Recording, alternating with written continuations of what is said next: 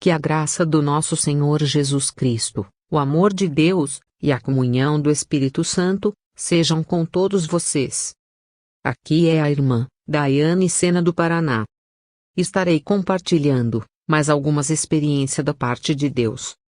Um certo dia, estando eu em jejum, coloquei alguns hinos aleatórios para ouvir.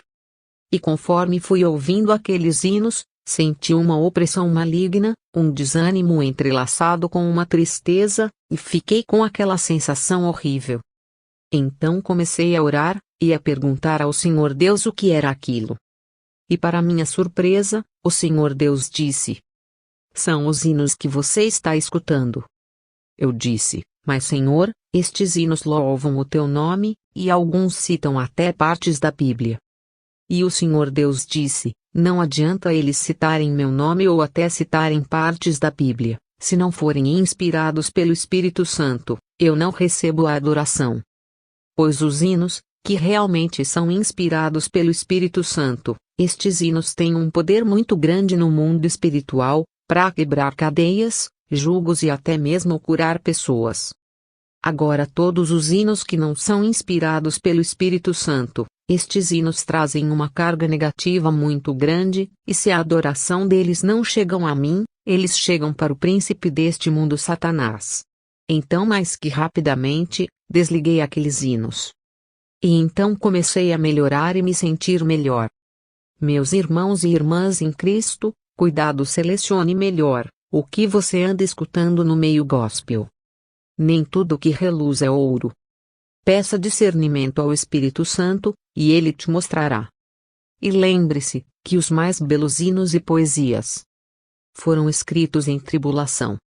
E do céu, as lindas melodias se ouviram na escuridão. Falando ainda sobre confrontos espirituais. Um certo dia, estava pregando, quando senti um ataque espiritual muito forte, mas permaneci firme até o final do culto. Pois quando pregamos a santificação e a verdade da Bíblia, o inferno se levanta. Mas a vitória é nossa, pelo sangue de Jesus. Então fui orar na madrugada, e comecei a pedir a ajuda do Senhor Deus, pois estava bem cansada, tanto fisicamente como espiritualmente, das batalhas espirituais que estava enfrentando. Então senti muito forte a presença do Senhor Deus. E o Senhor Deus me disse: "Estou trocando a sua armadura, para uma armadura mais forte e poderosa. Pois a que você estava usando, já não estava mais aguentando a quantidade dos ataques espirituais. É por isso que você está tão cansada. Mas agora, você terá uma nova armadura. Louvado seja Deus." E o Senhor Deus começou a me revelar, e a falar comigo sobre as batalhas espirituais, e começou a revelar como são as 7 armaduras espirituais.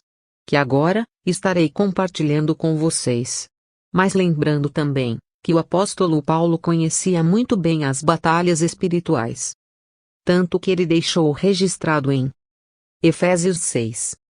"Revestivos de toda a armadura de Deus, para poderdes permanecer firmes contra as ciladas do diabo."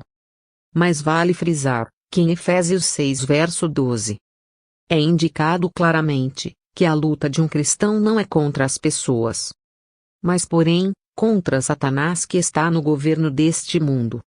Cuidado, pois a batalha espiritual é uma realidade. Não brinque de ser cristão, pois o diabo não brinca. João 10 verso 10. Então o Senhor Deus começou a me revelar. Ponto que após receber o batismo no Espírito Santo, o cristão recebe um revestimento espiritual e está pronto para receber a armadura espiritual. E conforme o cristão vai amadurecendo na fé, o cristão vai adquirindo partes da armadura, até ela ficar completa. Depois de completa a armadura, o cristão começa a lutar as batalhas espirituais. Até o ponto que o cristão começará a crescer espiritualmente e precisará de uma nova armadura. Ao todo são 7 armaduras espirituais. E elas possuem 7 cores. As cores: a primeira é prata e dourada, a segunda é cinza e branco, a terceira é marfim e azul. A quarta é lilás. A quinta é azul. A sexta é verde. A sétima é branca. É pela cor da armadura no mundo espiritual que os demônios sabem em que nível espiritual o cristão se encontra. Mas, porém, tem cristão que não possui uma armadura espiritual.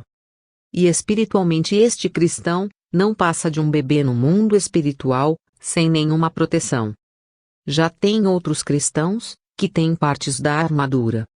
E no mundo espiritual são considerados jovens e bem imaturos e ainda não apresentaram uma ameaça real para o inferno. Já quando o cristão tem a armadura completa, ele já é adulto espiritualmente e está apto para a batalha espiritual. E este sim, é uma ameaça para o inferno. Mas vale lembrar que o verdadeiro cristão é um soldado de Cristo. E as suas batalhas espirituais serão de acordo com a cor da sua armadura. Pois o Senhor Deus não dá uma luta maior do que o cristão não possa suportar. E de acordo com Paulo, só poderemos permanecer firmes diante dos ataques de Satanás se estivermos revestidos da armadura de Deus. Falando ainda em confrontos espirituais. Depois de orar pela madrugada, tive um sonho espiritual. E neste sonho espiritual, vi um demônio negro, muito grande e ele tinha muitas correntes pelo seu corpo. E eu perguntei, quem é você? E ele disse, eu sou o principado da fama e do dinheiro no mundo gospel, sou Mamon.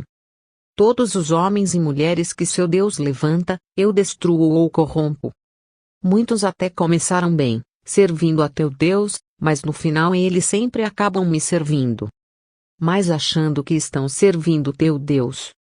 Ninguém resiste às minhas ofertas, as minhas ofertas são irresistíveis. Então eu disse, mas comigo será diferente, eu prefiro a morte do que te servir. E ele então disse, já ouvi isso muitas vezes, foram poucos os que não se curvaram perante mim. E então, ele desapareceu. E por isso, que a Bíblia nos alerta e diz em 1 João 2 verso 15. Não ameis o mundo nem o que nele existe. Se alguém ama o mundo, o amor do Pai não está nele. E mais.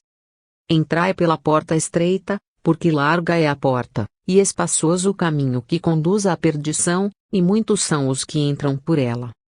E porque estreita é a porta, e apertado o caminho que leva à vida, e poucos há que a encontrem. Mateus 7 versos 13 e 14, falando ainda sobre batalhas espirituais. Os cristãos precisam entender que a obediência a Deus é tão importante quanto a oração e o jejum. Estando eu em oração, o Senhor Deus disse: fique o dia todo em jejum e vá pregar amanhã em jejum. Então obedeci a voz do Senhor Deus. Quando cheguei na igreja, que eu iria pregar, vi que as pessoas estavam na vaidade, lascívia e estava com a vida desconcertada diante de Deus. Então o diabo soprou e disse: este povo não quer nada com Deus, pregue qualquer coisa e vá embora, porque eles não vão mudar mesmo. Mas então, o Senhor Deus bradou e disse: eu te trouxe aqui para pregar a verdade, não seja covarde. Pregue a verdade. Então obedeci à voz de Deus. Expus a verdade da Bíblia. Ponto. E disse para aquelas pessoas, que o pecado leva para o inferno, mas porém, a santidade leva para o céu. Então fui orar pelas pessoas, e algumas caíram endemoniadas pois aqueles demônios eram demônios antigos que estavam no corpo dos crentes. E foi por isso que Jesus disse que tem castas de demônios que só saem com oração e em jejum. E aquelas vidas foram libertas, e outras foram renovadas, e o nome do Senhor foi glorificado. E lembre-se, é melhor obedecer do que sacrificar. Porque nada podemos contra a verdade, senão pela verdade. Segundo aos Coríntios 13 verso 8. Então, finalizo com uma oração. Pai Celeste, eu agora, pela fé, clamo a sua proteção. Para todos os meus irmãos e para todos os que ouvem esta experiência.